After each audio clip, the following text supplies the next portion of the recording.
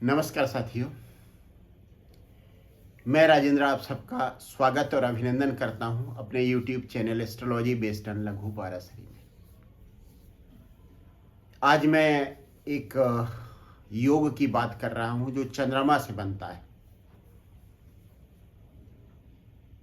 चंद्रमा से दूसरे भाव में 5 ग्रह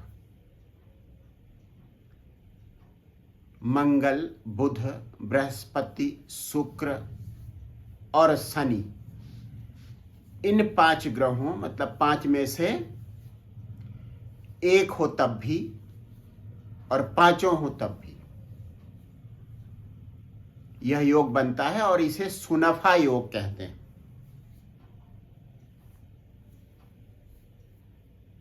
सुनफा एक शब्द है। नफा आम बोलचाल की भाषा में लाभ को कहा जाता है, लेकिन यहां सुनफा में नफा का वो मतलब नहीं है, केवल आपको समझाने के लिए कह रहा हूं। नफा को अगर आप लाभ समझ लीजिए, नफा उर्दू का शब्द है और बहुप्रचलित शब्द है भारत का हिंदी भाषी राज्यों में। सुनफा मतलब अच्छा लाभ देने वाला। तो इस योग का मतलब आपको समझ में आ जाएगा।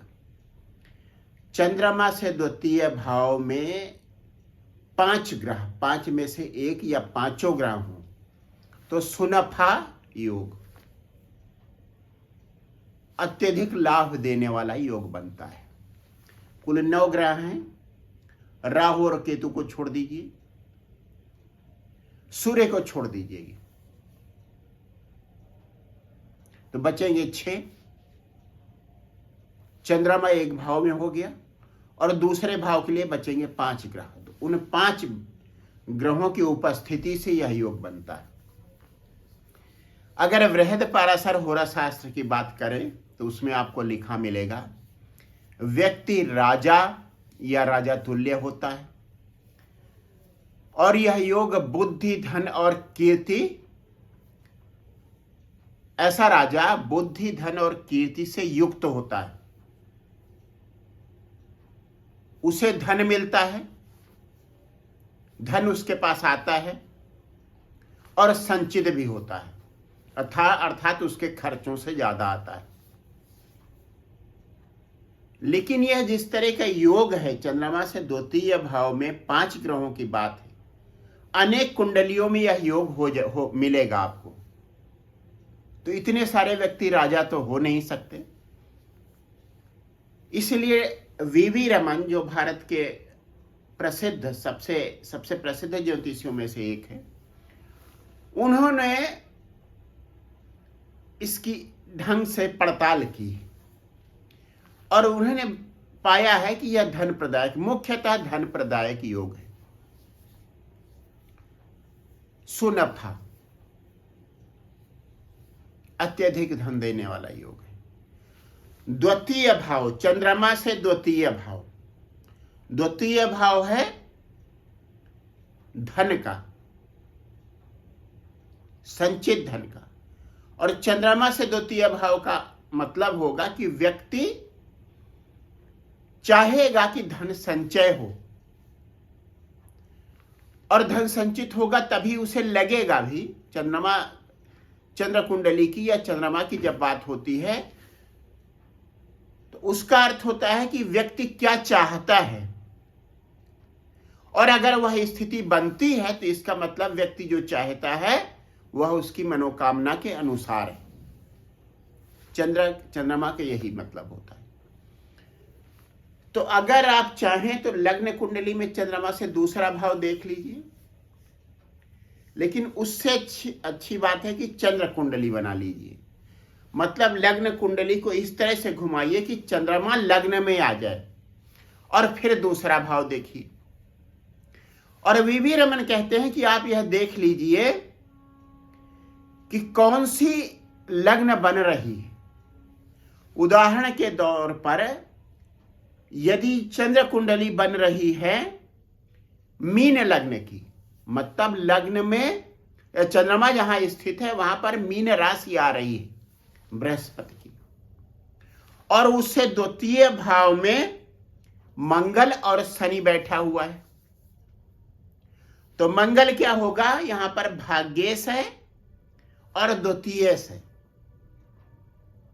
अकेला मंगल ही अच्छा धन योग बना देगा। उसके साथ शनि भी है। शनि क्या है, एकादशेश है और व्ययश है। व्ययश क्या है, विदेश है, साथ ही साथ इन्वेस्टमेंट भी। तो व्यक्ति अपनी आय को कहीं ना कहीं इन्वेस्ट करेगा और उससे भी धन कमाएगा। शनि यहां पर नीच का होगा, लेकिन मंगल की उपस्थिति से मंगल यहां पर अपनी राशि में है, मेष में, और शनि नीच का हो गया है, लेकिन शनि का नीच भंग हो रहा है। तो एक अच्छा धन योग बन जाएगा। आपने लग्न कुंडली को इस तरह से घुमाया। चंद्रमा मीन राशि में है, लग्न कुंडली है, चंद्रमा मीन राशि में है। आपने लग्न कुंडली को इस तरह से घुमाया कि चंद्रमा लग्न में आ गया या मीन राशि लग्न में आ गई, तो चंद्रमा वहां पर स्थित होगा। द्वितीय भाव में मीन राशि होगी। मीन राशि में मंगल बैठा है जो भाग्येश है और द्वितीयेश है, अच्छा धन योग बन गया। शनि एकादशेश है, साथ ही साथ द्वितीयेश भी है। तो इस धन योग में और वृद्धि हो गई। तो एक अच्छा सुनफा योग, धन प्रदायक योग बन गया। अब इसमें दोष क्या है, इन क्रूर ग्रहों की उपस्थिति से परिवार में सौम्यता का माहौल नहीं रहेगा। मंगल का अर्थ हुआ कि एक अनुशासन बनाने की कोशिश की जाएगी।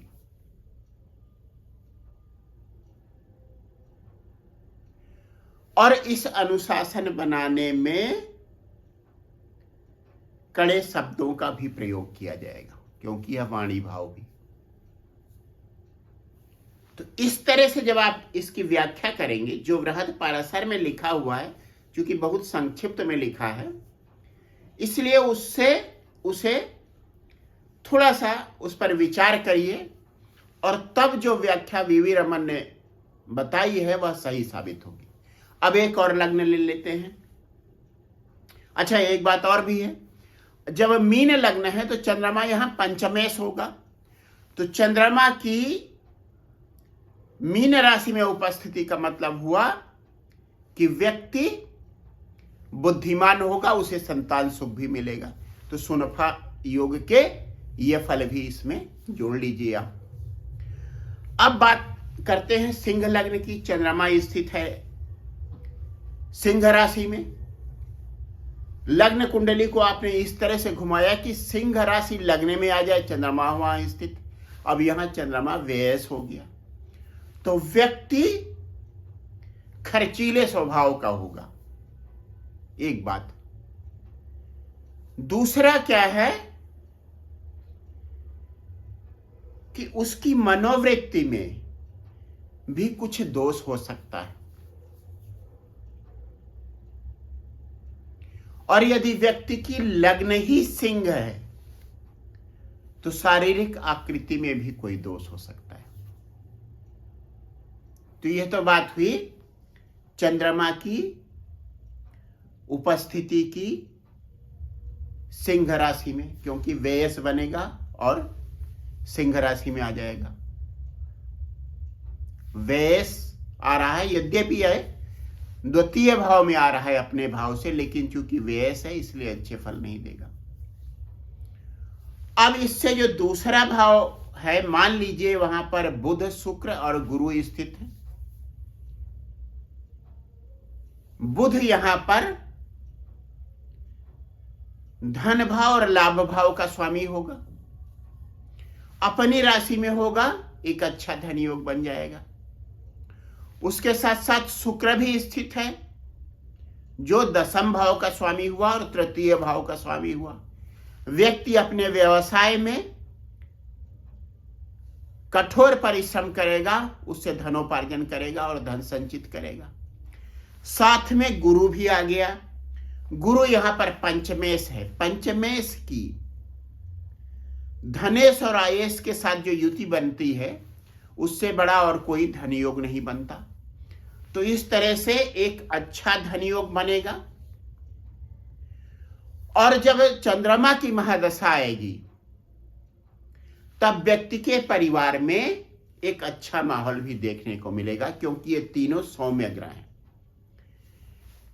सुनफा योग के जो फल होंगे वो चंद्र महादशा, बुध महादशा, शुक्र और बृहस्पति की महादशा में देखने को मिलेगी। बृहस्पति की महादशा और बृहस्पति की महादशा में सबसे अच्छे फल मिलेंगे, और उसके बाद चंद्रमा की महादशा और बुध शुक्र की महादशा में भी अच्छे फल मिलेंगे। उसे इस तरह से मीन राशि में चंद्रमा की महादशा में सबसे अच्छे फल मिलेंगे, क्योंकि चंद्रमा वहां पे पंचम भाव का स्वामी बन रहा है चंद्र कुंडली के हिसाब से।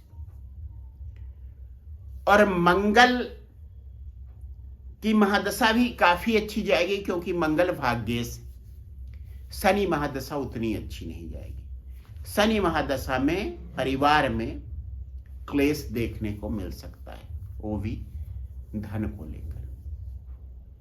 तो यह बात हुई सुनफा योग की। जो पुरानी पुस्तकों में लिखे गए योग हैं उन्हें सोच समझकर जब लगाएंगे तो उनके नए अर्थ निकलेंगे, और वह अर्थ सही मायने में आपको फल देने वाले साबित होंगे। ऐसे अगर आप सोचेंगे चंद्रमा से द्वितीय भाव, तो 5 ग्रह, 5 में से कोई न कोई ग्रह अनेक कुंडलियों में स्थित मिल जाएगा, लेकिन व्यक्ति राजा राजतुल्य बुद्धि, शक्ति और धन से युक्त नहीं होगा। तो यह विशेषतया धन प्रदायक योग है। बस आज का वीडियो इतना ही। अगले वीडियो में फिर कोई नया विषय। आप सबको बहुत बहुत धन्यवाद। एक बात आखिर में मैं फिर से दोहराऊंगा, यदि आपने अब तक मेरा चैनल सब्सक्राइब नहीं किया है तो कृपया उसे सब्सक्राइब करें। यदि वीडियोज पसंद आते हैं तो लाइक करें और शेयर करें। एक बार फिर से आप सबका बहुत बहुत धन्यवाद।